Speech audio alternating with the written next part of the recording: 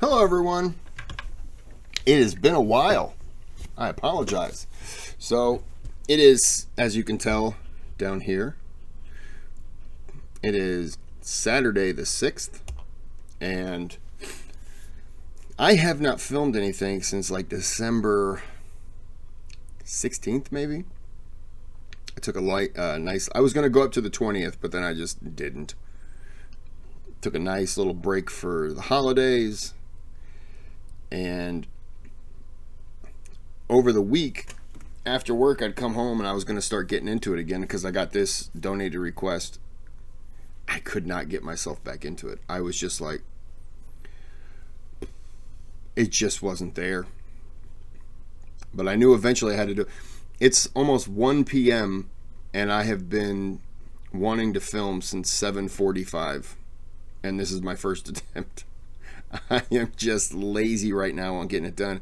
I just got to get back into it. Once I do, then I'll be good.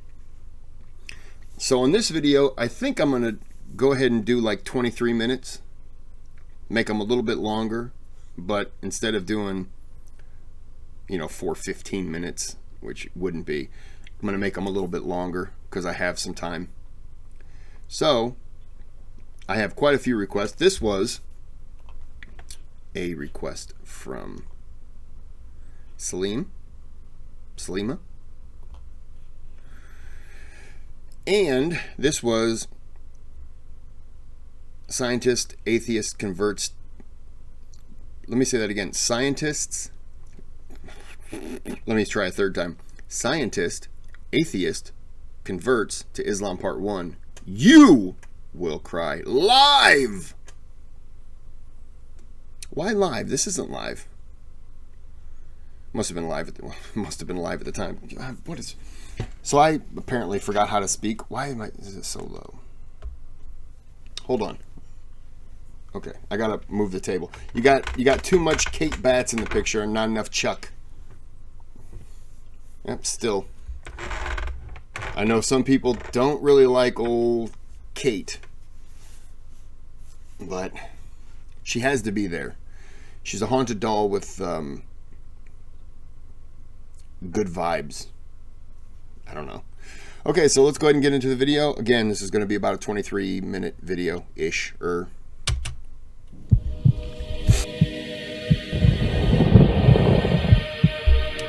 Oh yeah, and Happy New Year. 6 days late, but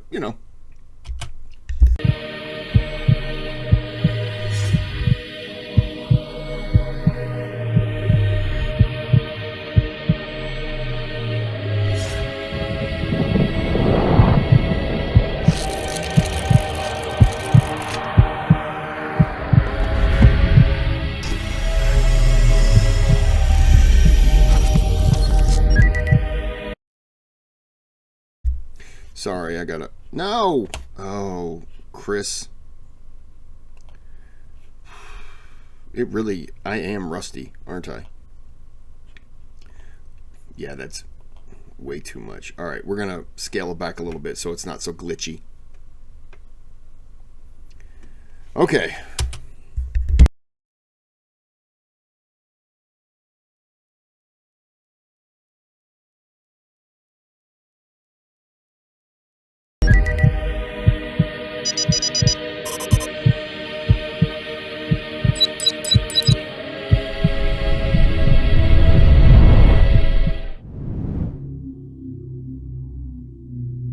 I want to stop for a second.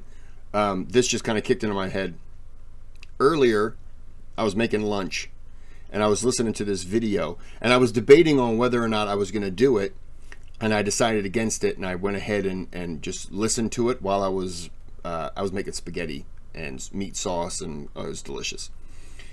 And garlic bread. Oh, it was wonderful. So, the video was about Islam, I love the way Dr. Yasser says it, the cab. I can't say it that way. And the person's point of view was that it's been there for so long and it was worshipped by by all of these, by all the people worship there to worship their gods. And then it said, but which God is it? And I was like, well, there can't be multiple gods. There could be, you know, in the aspect of like deities, because deities would be looked at as gods, sure. And knowing a little bit, I know that they worship deities and they stopped. Islam. But this video was trying to say that the God that they worship, Islam, Allah, is actually, how do you say the name? Badr. It's like B-A-D-R, Satan. And I was like, when they say they worship the true God, how can you say that's Satan? Because Satan isn't a god. So I'm cooking up my food and I'm listening to this, and I was getting annoyed because I was like, I think this person's really taking what's the word? Like licensed freedom? No. They were basically taking a bunch of things and then twisting it. Creative liberty, that's what I'm thinking of. They were taking creative liberty with what this was and then turning it into something else. And the guy just kept saying, yeah, I mean, it's terrible what's going on. And I'm just like, what are you talking about, man? It was, I only bring that up because at first I thought, oh, if I did this video, there's going to be a lot of unhappy people. And then I thought, no, I'm not going to do it. And I listened to it and I was getting pissed. So I can't imagine, because I was like, no, I'm not seeing that at all. So anyways, I apologize. Back to the video.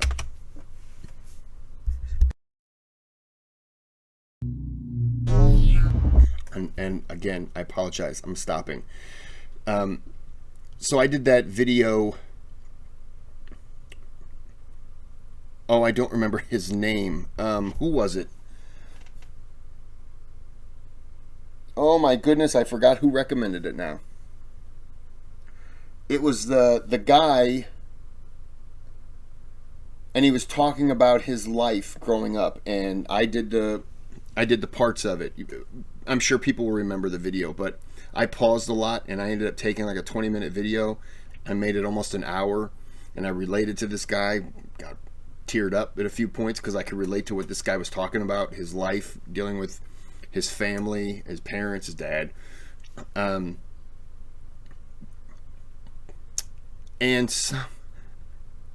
someone told me they would give me a like because I did the video. But they asked me next time, don't talk so much. And I said, well, I was reacting to it. And I react to it by when something affects you, I personally believe I should share that. Or if something brings up something, I share that because I feel like it's just another way for people to see, like, I'm being open and honest about what I do and what I say and things. And I think that that's a way that you can understand where I'm coming from. If I'm really guarded with things, then you'll never truly know, like, how does he feel on things. So I try to be very open, sometimes a little too open, but I try. I think it's fair. And you guys are watching me, so do you want to watch somebody who's, you really feel like, I don't really believe that person's opinion?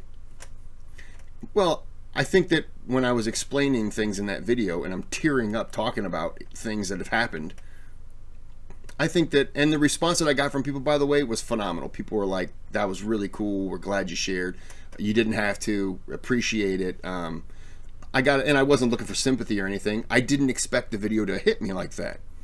And so people were very good and very cool about it, and I appreciated it. No one was like, ha ha, you know, nothing like that. But yeah, this person got mad at me because they said that I talk too much, and I felt like I'm talking too much now. But I felt like if this is what I'm going to be doing, reacting to something, I don't want to just sit here and then when the video's over go, huh, that was interesting. All right, have a good one.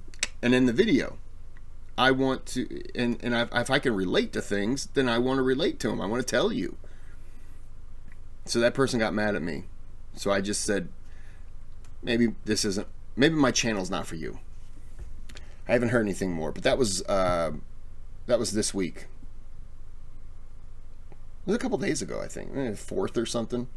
Anyways, I will shut up now, and I apologize. And if that person's watching, then I do apologize for pausing on this one and talking so much.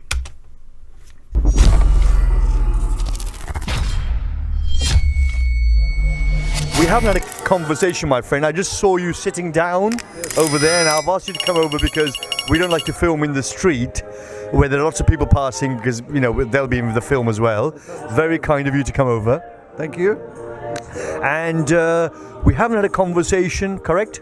That's correct, yeah. But the only thing is that you saw the Christians preaching, you can hear them singing in the background, and you asked us, are you the same group or something, is that right? I said to the what do you call this man? No, he's just his brother, the Muslim man over there. Right, Yeah, he's not an imam or anything. He's not a. Yeah, he's got a long thing on, long thobe on, like a long dress. But he's actually like an engineer type thing. Right. But what I asked him was he in competition with them? That's the Christians. Yes. Okay. So the Muslims in competition with the Christians. Okay, that's fair enough. And I came over to you and I asked you whether you're a Christian, because I saw you listening to the singing going on, and you said you're not a Christian. I'm not a Christian, no. But as I listened to these people, I had to shake my head at the things that he was saying, because I'm not a believer and I'm not convinced by what he's saying. Okay, that's you're not convinced by what the Christians are saying? No, not at all, no. Okay, and what I have asked you is... I feel differently now, today, than I did when I started my channel. I always believed that there was something, but I couldn't tell you what it was. I've never been no, there is no God, there is no this. I've never been that harsh in terms of the belief, because there's a part that who doesn't want to believe in a heaven where you get to go and fly around, maybe you get wings, right? Your feet don't stink, whatever. Like, it's got to be cool.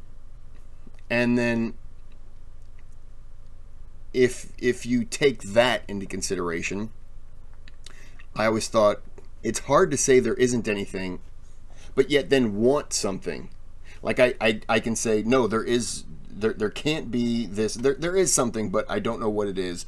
But it may not be what you think or what you think or what you think. But then at the same time, want that afterlife, that heavenly experience that everyone else all agrees would happen. So it's kind of like, well, I can't say no, you're wrong, but yet on this aspect, yeah, you could be right. Like, that doesn't make any sense. It's your ideas are butting heads. You either do or you don't. You can't take what you want. No, there is no God, but there is an afterlife. Well, who made it? No one, because there is no God. Well, then there's no afterlife. Like, you can't have one or the other. You either agree that there's both, because you can't pick one and say, well, there is a heaven, but there's no God. But those two just can't, as I said. So my opinions have changed over time, and that was pretty much just what I wanted to say. As I grew up, my mom was a Lutheran, which is a part of Christian, and I tried several times to get into it, but I never felt anything. I never bought into it, and I've discussed this before. I never got into it. It was hard for me to believe the things, because I always try to put the principle of, could I believe that someone could have died 3 days later, been resurrected, and floated into heaven? Okay, but could it happen today? Most people would say, well, no, but it could happen to Jesus. And I would say, okay, well, if you can't quickly believe that it could happen today, I have a problem believing it could happen then. Does that make sense? Am I making sense? I'm just gonna go. I'm running out of. Apparently, I have 3 weeks of babble going on in my brain right now, so I'm just gonna go with the video. What is your belief? And you said you don't believe in anything. You're basically an atheist? I'm an atheist, yes. You're an atheist, okay. And I said to you, sorry, and you said your name is? David? David. Is that shortened to Dave? No. Or you prefer David? David. Okay, fine, David. And what I said to you, David, was that I can give you some evidence there is a creator, because you don't believe in a creator, correct? No. Okay. And what you have told me while we were setting up the camera is that you've retired now, but you used to be a teacher. Is that correct? That's correct, yes. Okay, fine. Okay. You were a teacher. Okay, fine. And I'll give you some evidence, David. Okay. Right, David. David, there really, I would suggest, 4 pieces of evidence that there is a creator. Okay. I mean, whether it's Islam or Christianity or any other religion, really, the first question is there a creator or not? Because most of these belief systems, they believe in a creator. Yeah. Yes. So it's really establishing whether there's a creator or not first before going on to the religions, if that makes sense. Yes. Yeah, that's true. I got a question. Okay, so all the religions believe in a creator. Do they all believe in the same creator? Was that a stupid question? Because that's saying, do they all believe in God? But I know that they believe in different, like Christians, Jesus, Islam, God. I don't know a thing about Judaism. I don't know what the Jews believe in. And I'm 0.02% Jewish. According to a DNA test I did. I have no idea what they believe in. Okay, I'm sorry. And I think when it's all said and done, it's only logical to assume that there must have been something at the very beginning. Right? Now, how we define that is what you're going to tell me. All right? Yes, that's correct. How we define the beginning, that's true. But more about whether there is an intelligent being who has made everything, or things have just come back by chance. If it's just, if it's just evolution and just the Big Bang Theory, is that just it? Or there is somebody who made things happen? Is there someone who made the Big Bang happen? That's the question. You're going to convince me that somebody created the Big Bang. That's right or not? Not quite. I'll tell you why. Because I don't convince. Okay, I'm sorry. I do apologize. So something just popped into my head when he was talking about the Big Bang. My mind went to, you know how they say that we've never seen an angel in terms of drawings. You always see like a man with long hair or a woman or this or that. You never, and then you're told what they look like, and they're extremely tall. They've got tons of arms. They've got eyes all over the place. Maybe eyes on their wings. It's just this.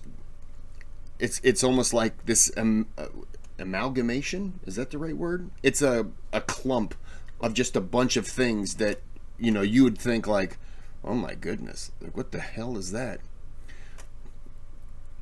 I was just thinking, I wonder if there isn't a physical being of a god, but what if it was one of those combinations where it's just a bunch of things, but everything that it's made of would be things that would be represented throughout the universe. Bear with me. It has a little some scales, which would be from like a crocodile tail. It has eyes of a shark. It has wings like a moth. It has claws of like a lion. It has bottom legs of a kangaroo. Like, what if it was just this amalgamation of all of its creations spread out over the universe, and it was pretty much just like scattered. It just popped into my head. I'm not saying it's just one of those things. Like, I always think about the thing with tons of eyes that would represent like Michael or whatever that was. I am talking a lot. Apparently I'm enjoying. I've missed you guys, so I'm talking a lot. I'm sorry. I don't convert and I don't persuade. That's what we're told to say in the Quran. The reason being that it depends on God's guidance. Whether you believe in him or not, it's up to him. It's his guidance. Because God says in the Quran, no one can believe except with his permission. So it's his permission. He decides who should believe in him. How does he decide? He decides on a few things, and some of these things are, for example, David, whether you're a good guy or not, whether you're a humble guy or not, whether you ask for guidance, are you searching for the truth, are you searching for the Creator? If you are, then he will answer your search. Yeah, all right, fair enough. Okay, so I don't convince or convert or persuade, but I will give you some evidence. I hope you will see the evidence, and obviously you will accept there's a Creator, but it's not up to me to convince, if that makes sense. Yeah, that makes sense. Yeah. Okay, fine. Okay, I'm going to give some evidence. It's like anything in life, really. Whether it's about metals which you deal with, or wood, or you told me that's what you work with, or that's what you teach. Sorry. Or if it's physics or chemistry, I'm going to present the evidence. Whether you agree with some theory or whatever, obviously that's up to you to decide. Does that make sense? Fair enough. Okay, fine, okay. And you have told me, and I can tell from your accent, if you don't mind me saying, is that I suggested while we were setting up the camera, I suggested you were either South African or Australian, and you've told me you're from Australia? That's right, I'm from Australia. You're from Australia and you're visiting the UK? Yes. Okay, fine, okay, they're right. And you're an atheist, correct? I'm an atheist, yes. You're an atheist, you're from Australia, and you're visiting the UK? Exactly. Okay. Have you visited is it your first time to UK? I've been here a few times previously, yes. Okay, you've been here a few times previously, okay. Although it's a long way to come. It is a long way, but it's worth it. It's a starting point for trips abroad. And in fact, It's a good hub? it is a good hub, and this is why I'm interested in the Muslim religion, is because I've been to Turkey, and I've travelled around Eastern Europe and the Balkans, and I see the Muslim religion all the time, and I just like to learn more about it. Okay. The people you've met, you've seen, good people generally? Yes, Okay, pretty good people. exactly, yeah. Okay, fine. I mean, you do get bad Muslims. Obviously, you get nutcases. Christians as well, yeah. You get bad Christians as well. You get bad atheists. Yeah, okay. So yeah, you get bad in all religions. Bad people. Yeah, they don't have to have a religion.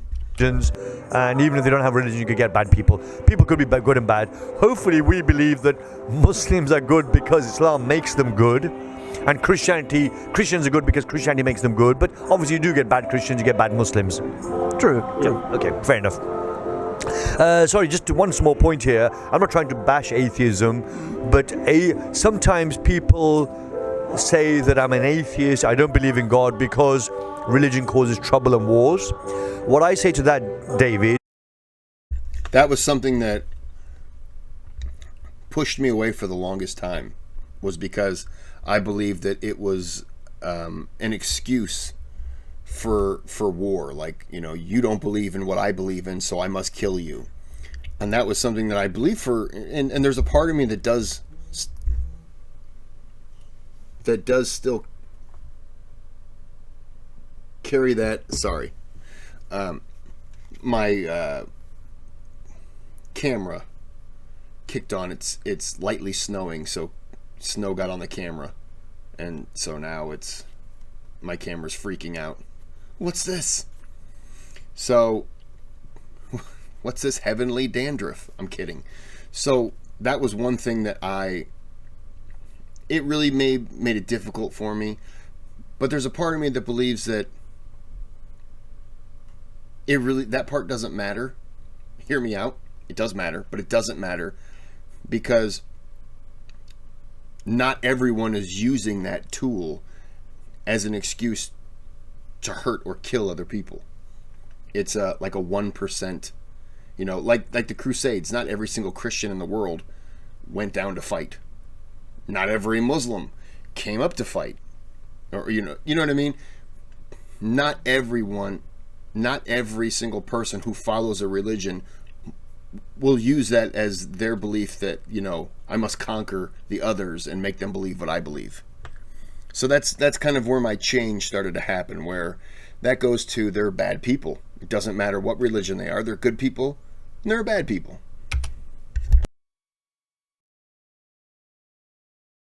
Is that atheists have been responsible for more deaths in the 20th century, that's Lenin and Stalin, who were not only atheists but they were anti-religion, and they were responsible for more deaths than any religion. So do religions cause trouble and wars?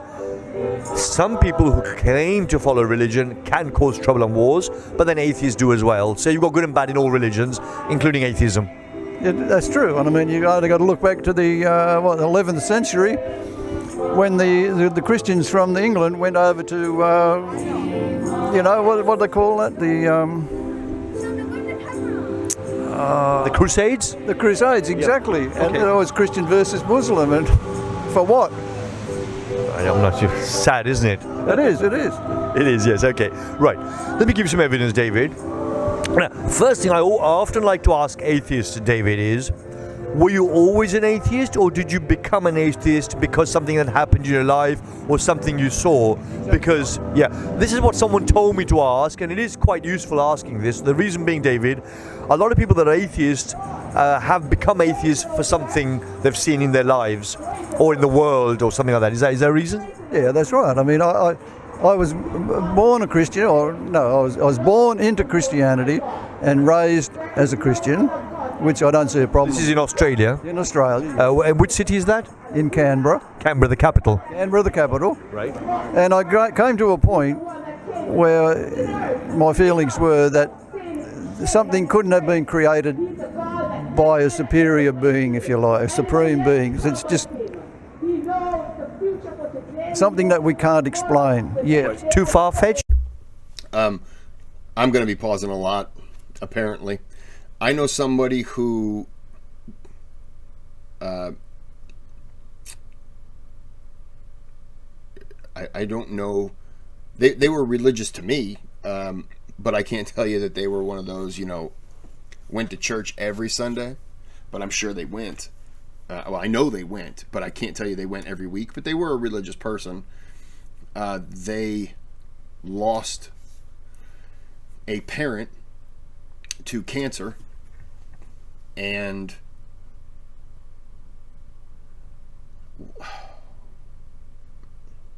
what was it? Was it a cousin or a best friend? Could have been a best friend cousin.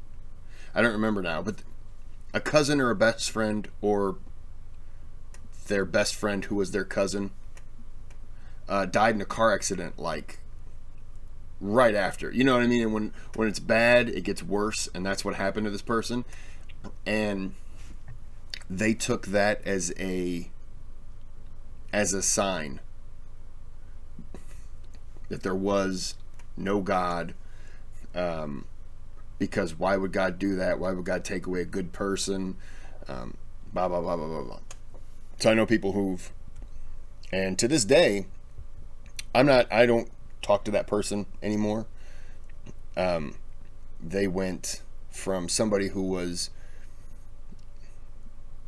reasonable to somebody who their life now doesn't make sense, and it's filled with drama. It's filled with, I don't want to be next to this person because I don't want to get something to just vibe and connect to me. Like, I don't want that. I don't want to be in a room with that person because I just don't want to deal with the issues, and I don't want any of that to attach to me. Like, I don't need any of that. Or Not too far-fetched, but just something that we can't explain yet. you mean you couldn't see any evidence for a creator? Is that what you're saying? Well, the fact that we are here now goes back, so something must have resulted in our creation. What I'm saying is I cannot believe that there was a supreme being, something that you and the Christians call a God. That doesn't sit comfortably with me. Why doesn't it sit comfortably with you? Are you saying that things just happened without a creator? Sorry, I'm not sure why it doesn't sit comfortably. I don't understand, sorry. It's because I have a scientific background, if you like. Chemistry. You do, definitely. You teach science and things. Yeah, obviously, yeah, that's fine. So the fact that somebody says something came in effect from nothing, it just doesn't sit with what I know. So you're saying that it doesn't feel right, or it doesn't feel comfortable to say the creator came from nothing. Is that what you're saying? Exactly. Oh, I see. Okay, fine. So the creator, you're saying you don't believe in a creator because the creator couldn't come from nothing, right? But then surely the universe, how did that come about then? Surely that has to come from nothing then. That's exactly right. So that happening, if you like, is something that is beyond our understanding. And to say something simple like that there was a God, and it seems to be that each religion has a God, was responsible for this creation, is just doesn't make sense. Well, it doesn't sit comfortably. It defies logic, if you like. Right. But you see, okay, let me give you 4 pieces of evidence, but surely things had a beginning and somebody or something must have made that happen. Okay, let's give you the 4 pieces of evidence. Okay, right, there are 4 pieces of evidence and I'll give you the 4 pieces and see what you think. Right, David. The 4th one is the most powerful and I'll leave that to the end. The first one is, I would suggest, cause and effect, which is what really you're talking about with the creator, which is also called the cosmological argument, which is saying that everything that begins to exist must have a cause. Otherwise, it would mean that that thing existed and not existed at the same time. Everything does have a beginning, and in fact, we now know that even the universe had a beginning, what they call the Big Bang Theory. And we would say the ultimate cause of everything is the creator. We would say that. Now, of course, the question is, who made the creator happen? Did he have a beginning as well? What we would say to that is that he's outside our universe. He's outside, therefore, our space and our time frame.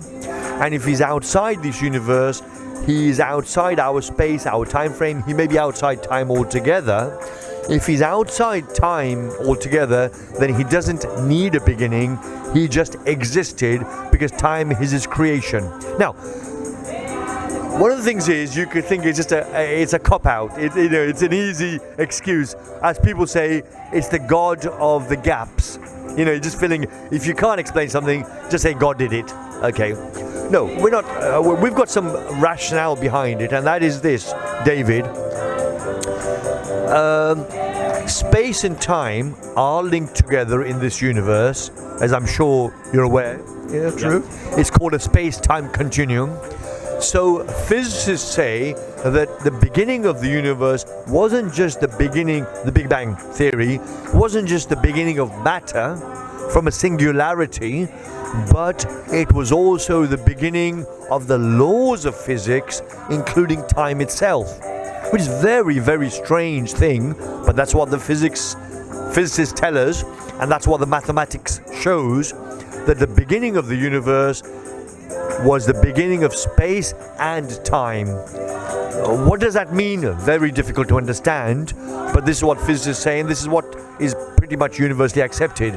Now, the point here is, from a Muslim point of view, or a theist point of view, believer in God, is that a creator who made everything, who made the Big Bang happen, he's outside the Big Bang, therefore he's outside space, and he's outside our time frame, and he could be outside time altogether, which means he doesn't need a beginning, he doesn't have a beginning, he just exists. Time is also one of his creations, if that sort of makes sense. It doesn't prove God exists, but I'm suggesting it gives rise to a possibility of a creator who doesn't have a beginning, if that makes sense. Yeah, all right, I'll go along with that. Okay, well, that's kind of you. Second piece of evidence I'm suggesting, the first one gives some evidence for a creator, or at least a possibility of a creator. Second one is called the teleological argument or teleological argument, which is also called the design argument.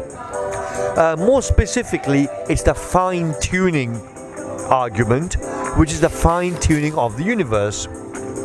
The point is here, the universe is so finely tuned, David. I mean, you teach about metals and wood and technology and engineering essentially, and you know that even basic engineering has to be very precise. Yep. Yeah, true. Okay. Yeah, and the universe is very, very precise, and therefore we would suggest that there's someone who's designed it that way, who's made the fine-tuning the way it is.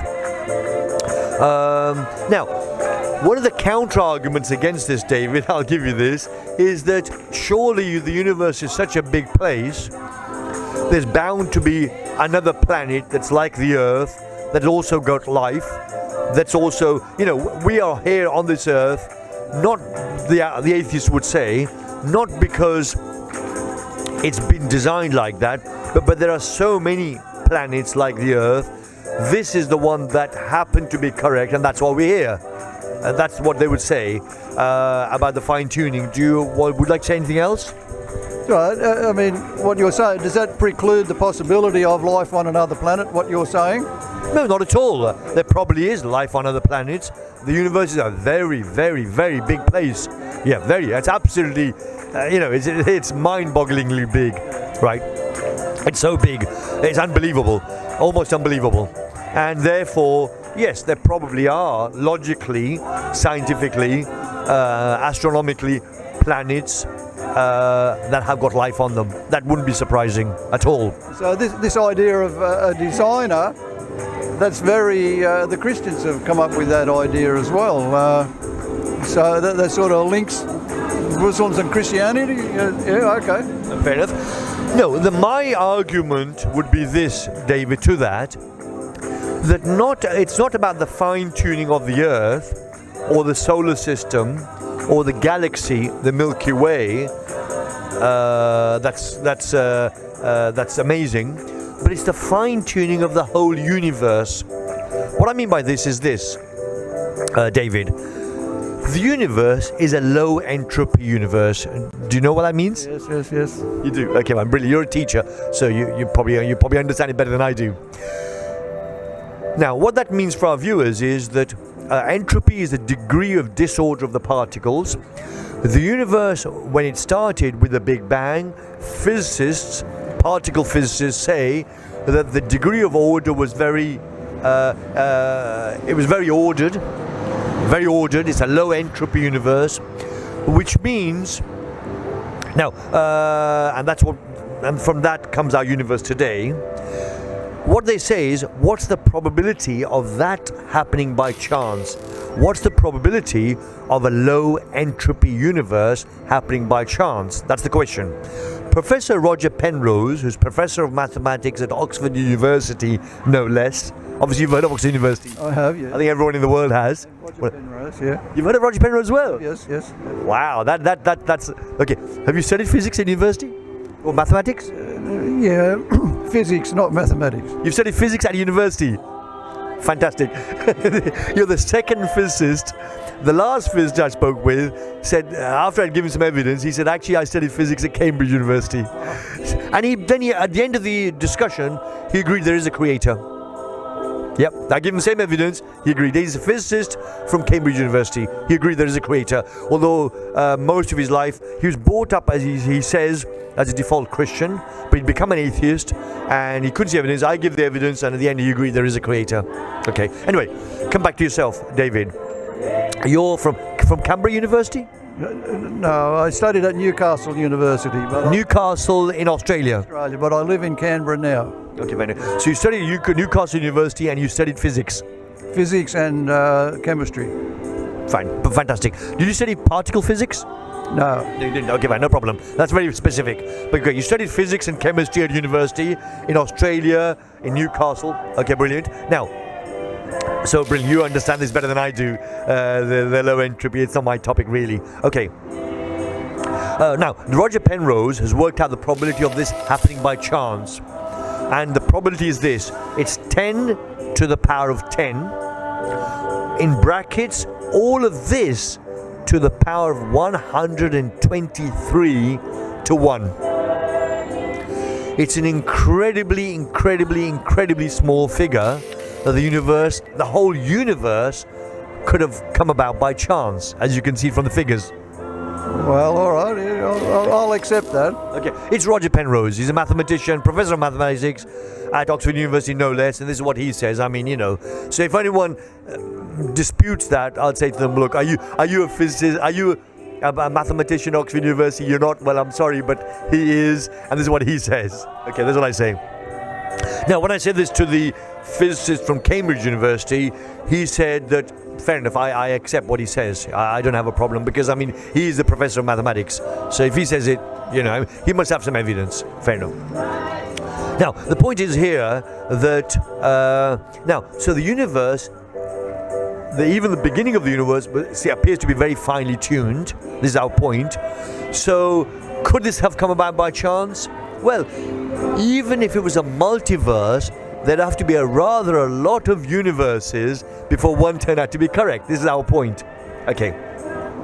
Now, of course, atheists may say, okay, fair enough, there may have to be a lot of universes, but this did happen, and we're here, so that's just the way it is. I'm sorry, but that's why we're here. There's no creator, that's what they may say. You could probably understand their point of view. I could, but... Does it sound quite powerful, the evidence? It does sound quite powerful. Would you say there is probably a creator now, or after those two pieces of evidence, or not? Well, I've never said that there couldn't be a creator. My belief has been that it's put in a package, if you like, that we just cannot understand. You're saying that inside this package is a creator. What I'm saying is, it's still a question mark to me. That's fine. What do you think the probabilities of being a creator? When I started speaking with you, said atheist. These two pieces of evidence would suggest 10% chance, 20% chance, 80% chance as a creator, or Well, I don't know if you could quantify it to that extent. Okay. But I'm prepared to go along with you and believe. Agree, there is a creator. Possibility. Possibility, yes. But I'm saying possibility, of course. All atheists would say that. But is it probability or not? Is it probable? Is it more than 50% chance or less? Oh, I don't know that I want to go there. Okay, fine. Okay. I think that he would go along, I think, as long as there wasn't the percentage chance, because I think that right now his mind is he's on the fence. He jumped up to the fence, but he's just not willing to give a percent because, and I understand, because certainly that's how I was. If I was in this guy's situation, after hearing that, I would be like, okay, I can go with you, but the percent thing, I can't really go with you there. I can't give you a percent because I still don't know. I just You're not sure. Okay, that's fine. You don't want to go there because you don't really know. That's fair enough. That's fine. That makes sense. Right. The third piece of evidence is this, David. Throughout history, there have been some incredibly good people. Okay. At some stage in their life, they went out and said to people, God spoke with me. God communicated with me. Right. They led very simple, good, honest, decent lives. People regard them as amazing, good people. They went out and gave this message. For giving this message, they were persecuted, tortured, and killed. Sometimes they were killed. In fact, often they were killed. The followers were also persecuted, tortured, and sometimes killed. Right? And a couple of things here is, number one, they gained nothing material by saying this message. Two, one, they didn't gain anything material by saying this. message, and also their message was consistent. They were consistent. Every single one of these human beings had exactly the same message. Okay. Of course, the people I'm talking about, as I'm sure you've guessed, you're a physicist from one of the universities in Australia, is the prophets of God. Abraham, Moses, Noah, David, Solomon, Joseph, Jacob, Jesus, and Muhammad, peace be upon them all. The question is, why did they do this? Why did they do this? Just logically. I would say there are three possibilities, unless you can give a fourth one. Number one, they were altruistic, which you understand what I mean. Yeah. They wanted to help society, but essentially they were lying. When they said God spoke with them, they're lying, but they wanted to help society. Number one. But this would go against their teachings, their basic teachings, and it would go against the character that they displayed and their character before they claimed the revelation came from God. So therefore, I would suggest we can reject that one. I would suggest. Let me give you the three. Second one is that they had some sort of delusion. They had some sort of megalomania, they had some schizophrenia, or they had some paranoia, they had some psychological mental problems, and that's why they did it. But again, I would suggest that their character before claiming prophethood and after claiming prophethood both would show that there's no way they were like that. They didn't have any sort of mental problem or psychological problem. That's what I would suggest. So really, the only possibility left, I would suggest, David, is that they were genuine prophets of God. That's what I would suggest. And if they were prophets of God, then therefore there is a God. This is my point. Do you want to say anything about that? Yeah, what my view on that is that these people had particular views on ways of life, which we have today, to do with the principles of good living. Respect your neighbour, you don't steal, and these people really believed in those aspects of life, those principles of life. Yeah, right. I agree. That is very true. When it comes to morality, they all had the highest morals. They all wanted the highest morals, and we all agree. I mean, you're an atheist, so would you mind if I said you're a humanist? You know, you want good for human beings. Yeah, of course. You want good for human beings, yeah. They were all humanists in that sense. They all wanted good for human beings. And of course, the atheists would say that's why they gave this message, and they gave a message of high morality. Yes, we agree. That's fine. But that isn't the point. The point is,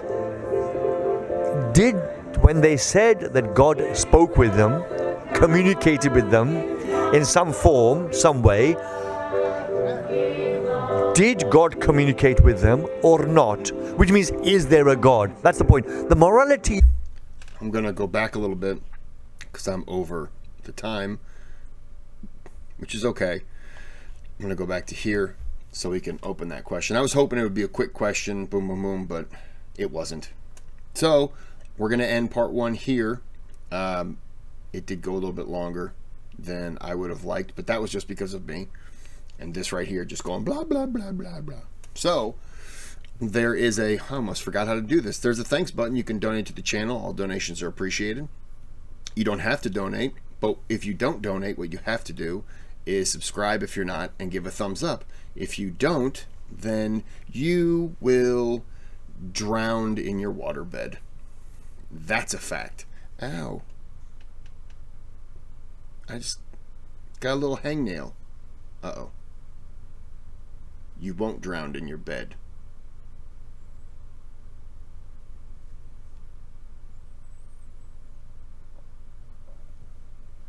I'll drown you in your bed. I gotta go. Thanks for watching.